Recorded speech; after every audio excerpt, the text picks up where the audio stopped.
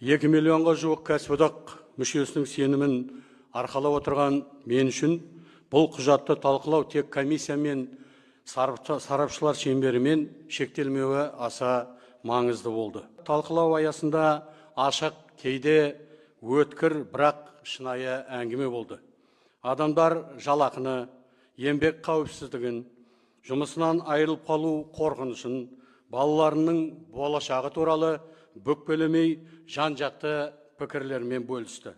Осы талқылаулар нәтижесінде Кәсіподақтар Федерациясы жаңа конституция жобасын мазмұны жағынан қолдады. Өйткені бұл жоба негізінен еңбек адамының айтып жүрген ойы, күткен үміті мен мүддесіне сай. Мәтіннің өзінен ақ бұл анық көрініп тұр.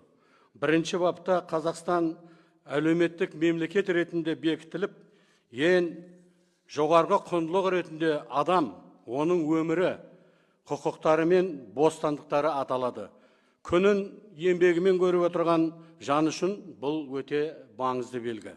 Мемлекет есеппен көрсеткіш емес, таңнан кешке дейін еңбек етіп, елдің берекесін ұстап тұрған адамға сүйеніп құрылатынын айқын жеткізетін ұғым. Еңбек енді адамның жеке тәуекел емес, лайықты өмірдің тірегі ретінде таңылады. Тағы бір маңызды тақырып ол ынтымақтастық. Жобада ол өзінің шынайы мәніне қайта оралады. Бар ауыртпалықты жұмысшының мойнына іле салу емес, бір жақты талап қоюда емес. Бұл мүдделердің әділ тепе-теңдігі, мемлекет, бизнес және еңбек арасындағы ынтымақтастығы. Мемлекет бұл үдерісте белсенді тарап болып, адамдардың өмір сүру жағдайы үшін жауапкершілік алады.